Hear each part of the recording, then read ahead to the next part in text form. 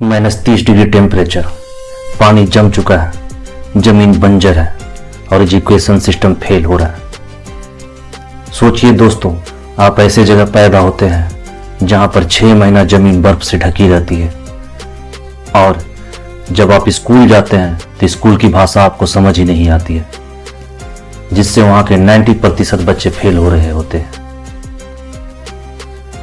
इस ठंड में बर्फ का पहाड़ बनाकर आप पानी को बचाते हैं, जिससे गर्मियों में किसानों को पानी मिल पाता है और यही बच्चा बड़ा होकर एजुकेशन सिस्टम को बदल देता है, यहाँ के बच्चों को इनोवेटर बना देता है। ये कहानी है सोनम वांगचुक की, एक इंजीनियर, एक टीचर, एक इनोवेटर की। 1966 में लद्दाख के जन्मे सोनम वांगचुक, जो जब बचपन में स्कूल जाते हैं तो स्कूल का टेक्स्ट बुक की भाषा उर्दू और अंग्रेजी होती है और वहाँ की लोकल भाषा लद्दाखी होती है। 9 सालों तक सोनम वांगचुक को समझ ही नहीं आता और वहाँ के स्कूल द्वारा उन्हें कमजोर छात्र कह दिया जाता है।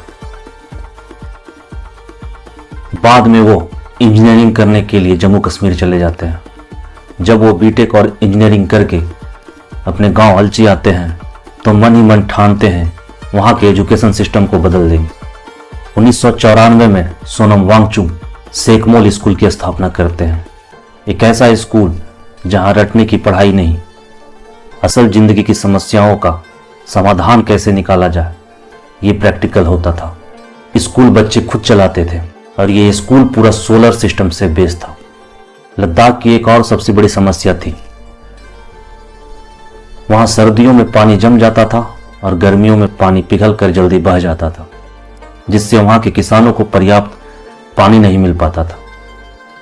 सोनम वांगचुक ने सोचा क्यों ना सर्दियों का पानी जमा कर उन्हें गर्मियों तक बचा के रखा जाए, जिससे किसानों को उनके पर्याप्त पानी मिल सके। सोनम वांगचुक ने आइस स्तूपा बना डाला, एक ऐसा कोन आकार पहाड़ जो बर्फ को पाइप के द्वारा ऊपर फेंक कर -30 डिग्री टेम्परेचर में जमाया और ये कोन के आकार के पहाड़ होने के कारण गर्मियों में ये धीरे धीरे पिघलते और ये पानी किसानों को खेतों तक पहुंचते। एक सोच ने या सोनम वांगचुक के एक विचार ने जमीनी इंप्लीमेंट करके हजारों किसानों की जिंदगी बदल दी। लद्दाख की सेना की सबसे बड़ी प्रॉब्लम पानी और टेंट था। सेना के जवानों के लिए सोनम वांगचुक ने सोलर मिलिट्री टेंट का कॉन्सेप्ट दिया। इससे आज भी हमारे सेना यूज करते हैं और उन्हें ठंड में बहुत राहत मिलती है।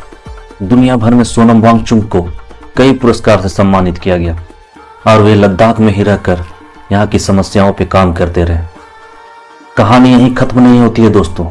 पिछले कुछ सालों में सोनम वांगचुक ने 6 शेड्यूल मांग को लेकर अनशन किया। सोनम वांगचुक का कहना था लद्दाख को स्टेटहुड की मांग को माना जाए, जिससे एनवायरनमेंट बचा रहे, लेकिन सरकार का कहना था कि विकास जरूरी है। सोनम वांगचुक का कहना साफ था कि प्रकृति के साथ खिलवाड़ करके जो विकास हो वो विकास नहीं विनाश है। इस प्रोटेस्ट के बाद उन्हें गिरफ्तार कर लिया गया। फिलहाल वो जोधपुर के सेंट्रल जेल में है। एक लड़का जो भाषा की रुकावट को रोकता है और हजारों स्टूडेंट को इनोवेटर बना देता है। एक ऐसा इंजीनियर जो सिर्फ मशीन नहीं बल्कि सिस्टम भी बनाता है। सलाम है ऐसे देशवासियों को और सलाम है ऐसे देशभक्त को। सवाल ये नहीं कि सोनम वांगचुक गलत है या सही, सवाल ये है दोस्तों कि क्या हम और आप सिस्टम से सवाल कर सकते हैं। जय हिंद, वंदे मातरम। फिर मिलेंगे एक ऐसी सच्ची कहानी के साथ, तब तक के लिए अलविदा। सोनम वांगचुक की ये कहानी आपको कैसी लगी कमेंट में बताएं।